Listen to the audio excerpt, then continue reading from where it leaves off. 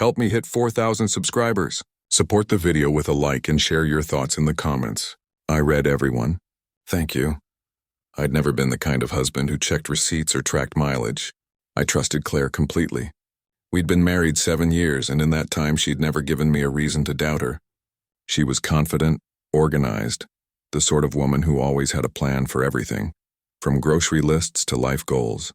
That Saturday morning, she kissed my cheek, grabbed her tote, and said she'd be shopping all day with Ashley.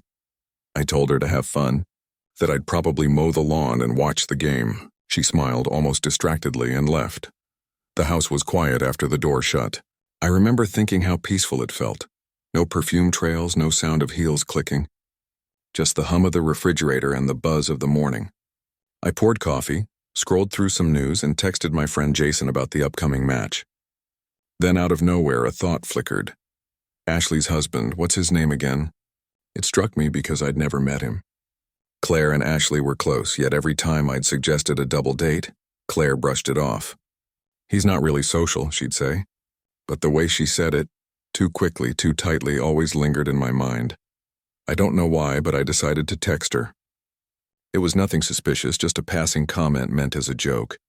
Tell Ashley's husband I said hi, finally curious to meet the mystery man.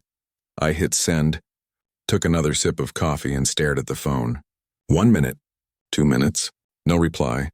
Then 12 minutes later, I heard her car in the driveway. I actually laughed out loud. She said she'd be shopping all day. Why was she back already? Maybe she forgot her wallet. When she came in, her face was pale, her eyes wide like she'd seen something terrifying. Her voice trembled. Hey, I forgot something. Her tote was still on her shoulder. She hadn't even been gone long enough to reach the mall. I smiled, trying to ease the tension. That was quick. Did Ashley cancel? She froze, just for a second. But it was enough. Her throat tightened, her eyes flickered toward her phone. What did you text me? She asked softly. That's when the first drop of cold suspicion hit my stomach. I told her, nothing serious. I just said to tell Ashley's husband I said hi. Why? Her lips parted, but no words came out.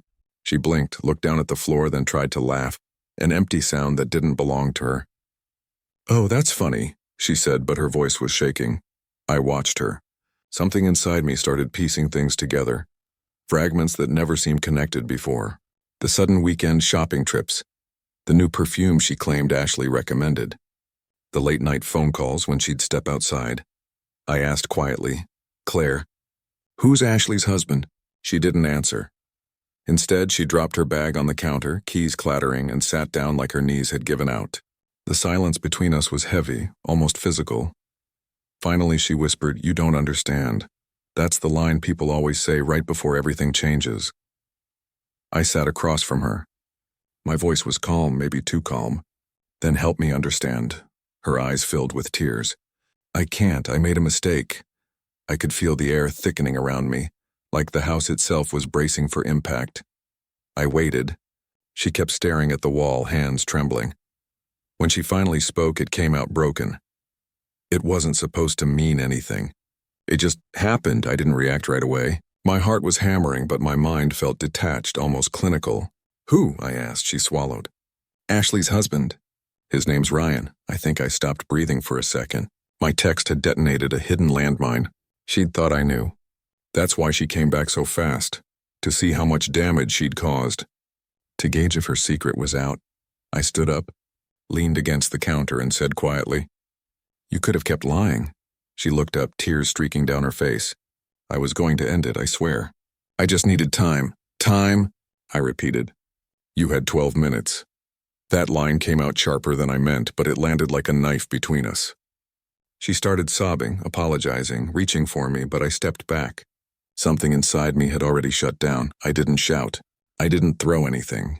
I just looked at her, the woman I thought I knew, and realized she'd been gone long before that morning. I'm not angry, I said slowly. I'm just done pretending. She cried harder. Please, Mark, we can fix this.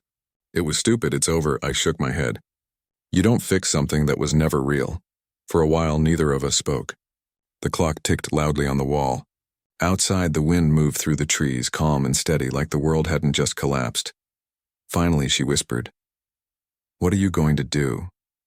I looked at her, At the woman who'd once been my peace, now just a stranger in my kitchen. Exactly what you said this morning, I replied. I'm going out. I took my keys and walked out the same door she'd used 12 minutes earlier. The air outside felt cold but clean. I got in my car and drove with no destination, just away. Somewhere between the silence and the road noise, the numbness gave way to clarity. I realized it wasn't betrayal that hurt most. It was the years I'd spent believing her smile meant safety. By the time I reached the highway, I wasn't thinking about revenge or forgiveness. I was thinking about freedom. 12 minutes. That's all it took to destroy a marriage built over 7 years. But maybe that was the truth I needed. Real love doesn't crumble under a single question. Lies do.